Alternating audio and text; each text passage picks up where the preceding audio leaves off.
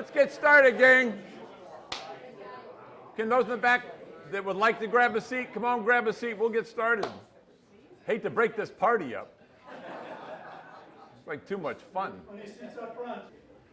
Well, great. It is wonderful to see so many wonderful friends here, old friends and new friends. Thank you for coming. Just going to do a little introduction to the book, talk a little bit about the value of mentors in our life, and we'll take some questions at the end. And the place doesn't close for a while, so you're welcome to stay and hang around, have something to eat, something to drink. Let's enjoy each other. First of all, I want to recognize my wife, Lynn, who put up with 15 years of this book production.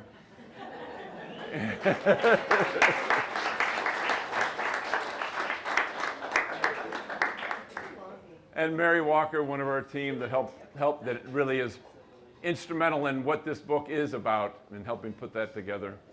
We have Patrick Flores Scott, who really is a wonderful author in his own right, to help put the book together. And the gal that worked with me, Deb Gonzalez, helped me introduced me to Patrick Flores Scott and helped me put the book together also. So there are many, many people, and there's many people that aren't here that helped put this book together. And ultimately, my book manager and copy editor, Janet Max. Thank you, Janet. So I was with Vice Provost of Medical Affairs, George Zeidem, at his home after he'd retired. And we were talking, and we were talking about what makes great cultures, what is it that makes sustainable cultures, and what makes great people.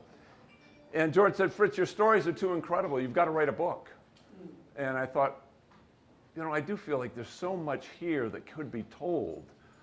The interesting thing is all the stories I told George, none of them are in the book. There's so many stories that have come since that time. But then shortly after that, Red Berenson asked me to go on, and Red's here. Red asked me to go on a canoe trip with him, a 3-week canoe trip to the wilderness of the Yukon, where we start at a mountaintop in a lake and we work our way to the Arctic Circle. It was an adventure, but that's where the book started. And the irony of it is that we have rivers in our lives. They're very much like our lives. There's the calm parts that we really get a chance to enjoy. And then there's the challenging parts that teach us how to become more competent. And then there's the surprises that make us, scare us, and wonder if we can get through it. And it's so much like life. And Red is one of those leaders that we exemplify in the book. There's a small percentage of leaders in America and in the world that really understand how to do the right thing under pressure and do the right thing under pressure. And what this book is about is for the rest of us to understand what it is that is in those people and what guides them to make the right decisions so that we can make the right decisions. And there is a science behind it, and it is about human nature, and it is the way human nature was meant to live together. We just have found a way to screw that up. We want to get back to that, and that's what this book is meant to be, is to help us understand what it is that enables us to be great. So what I want to talk about tonight is not in the book. It might have been, but it's very appropriate for the book. It's about mentors in our life, and there's a parallel to what the book is all about, to what we're going to talk about tonight. And I have to say that a 30-year mentor of mine just passed away in January. And it made me think about the value of these people in our lives. You know, and the first was my mom. We moved from Covina, California to Swarthmore, Pennsylvania, and in the 4th grade, and I was reading at the 1st grade.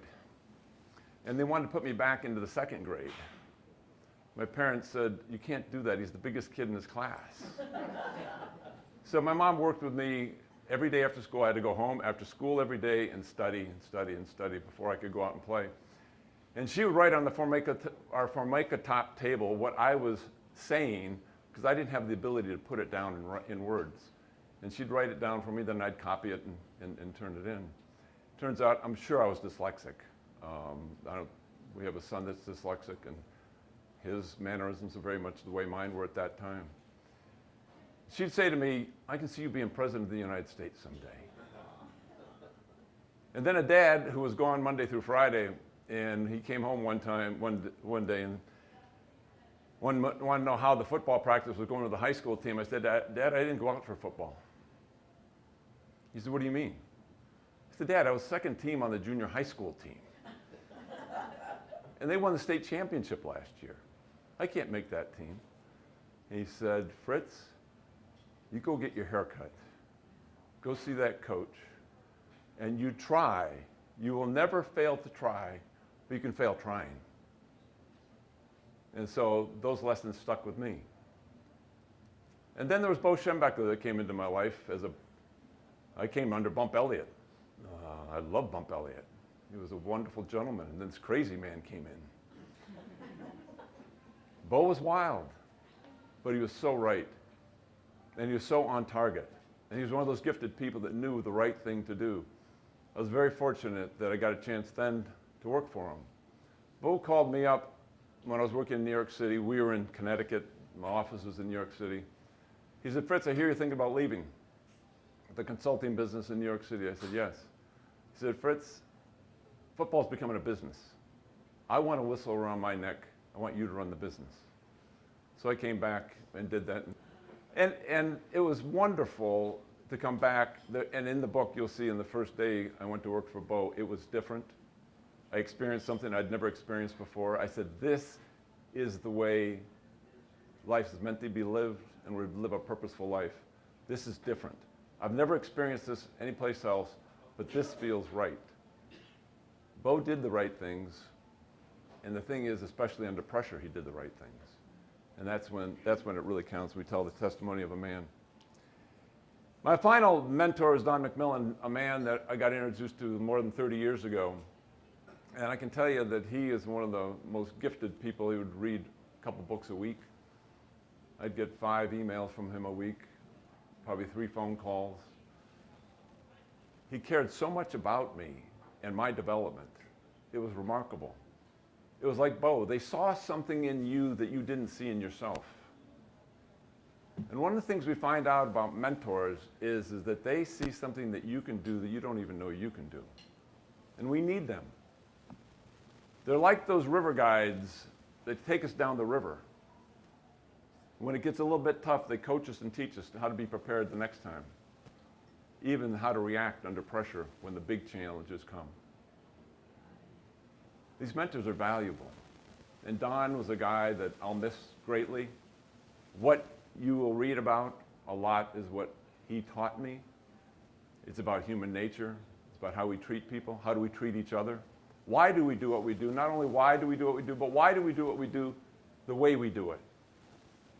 Are we purposeful? And discipline is a big, big part of it.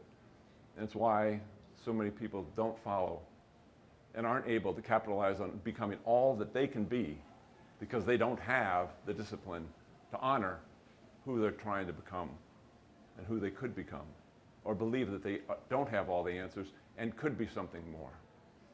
And so that's the wonder of mentors. What we see in mentors is also in us, or we wouldn't listen to them. It's just underdeveloped.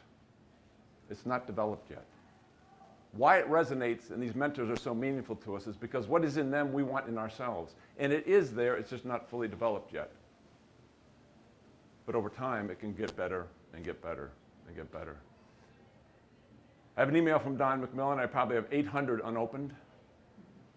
And I got one the night he died. And I haven't opened it yet.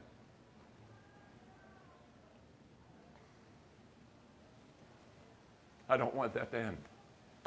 So, thank you for coming.